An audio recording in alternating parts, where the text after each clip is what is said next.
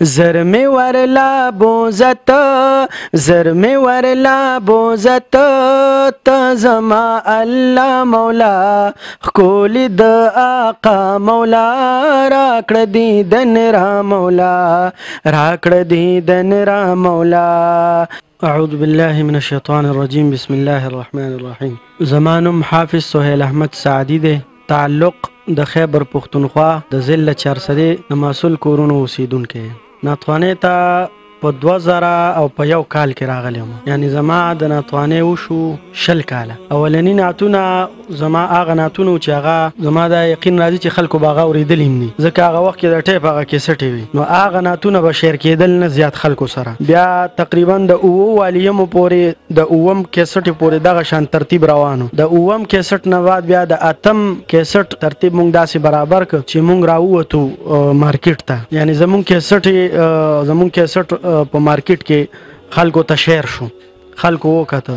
هغې نه بعد بیا موږ ویډیو ریکارډینګونه شروع کړل، نو دغه سلسله تر اوسه پورې روانه ده. ناتواني خو کمه داسې نه ده، ځکه چې پروګرامونو کې هم زه حاضري کوم او کیسټې فی الحال د یوې وجې نه بندې شوې وې. څه وخت زه لږ بیمار وم، نو د هغې بیمارۍ د وجې نه څه حادثات داسې راغلي چې هغې ما له اجازت نه راکو ما کیسټ یې ریکارډ کول، یعنی کیسټ یې مې مخ په وړاندې بوتلی وې. سبق خو ما په خپله مدرسه کې په خپل والد صاحب سره حفظ مې هم کړی، تجوید مې هم کړی، دنیاوي زده کړه مې د 10مه پورې کړې ده. او نن سبا مسؤل کورونو کې زمونږ یو وړه غونته کې مدرسه ده، یعنی دا زما مصروفتیا ده، هغې کې زه مصروف یم.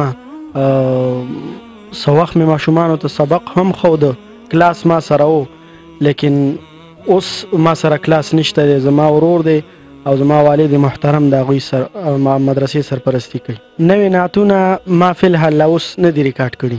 انشاءالله اراده مې ده چې لږ مریض یم چې ښه شمه او دعاګانې کوي الله دې صحت راکړي. انشاءالله ښایسته ښایسته نظمونه ښایسته ښایسته نعتونه به ریکارډ کوو. دا زما یو مشهور کلام و په هغه وخت کې چې ډېرو خلکو به دا اورېدلی وي. شین ګنبد اعلی مولا غواړم در نبي یا مولا خکولی د آقا مولا راکړه دیدن را مولا راکړه دیدن را مولا. شین ګنبد نالریم خدای بی وزریم، شین ګنبد نالریم خدای بی وزریم، خدای بی وزریم.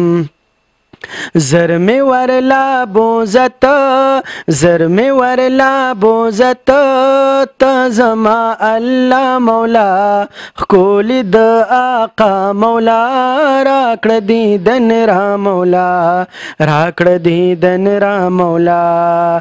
خار د مدینې ربا غواړم د مازی ربا، خار د مدینې ربا غواړم د مازی ربا، غواړم د مازی ربا. ورولي ما ورولي هلته تر زیبا مولا خکولی د آقا مولا راکړه دیدن را مولا راکړه دیدن را مولا.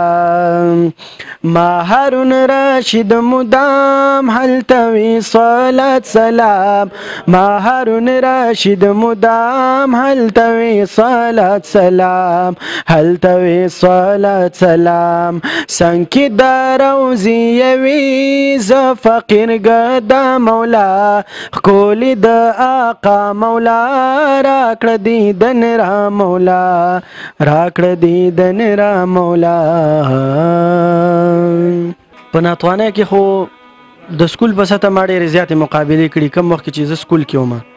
د هغې نه علاوه داسې صوبایي مقابلې به چې وې د حال پاکستان په سطحه باندې مقابلې به کېدې، هغې کې ما شرکت کړی او ما سره ډېر ایوارډونه، یعنی د پاکستان په سطحه مقابله چې شوې وه هغې کې هم ما سره هغوی ما څه انعام را کړی او په حفظ کې په حسن قرات کې او په ټول قرآن مجید کې یو مقابله کېږي کال په کال، په هغې کې ما 3 کاله مسلسل فرسټ پوزیشن اخیستی دی. بیا په یو کال باندې زه د پاکستان حکومت او د بهر د مصر حکومت هغوی زه مصر ته وغوښتم او هلته مقابله وشوه د قرآن کریم په، یعنی په ټول قرآن کریم کې مکمل قرآن مجید کې، نو پاغه کې ما په ټوله دنیا کې دویم پوزیشن ما ته حاصل شوی دی. دا زمونږ دپاره الحمدلله دا اعزاز ما خیبر پښتونخوا له ورکړی دی. جزاک الله خیر، احسن الجزا.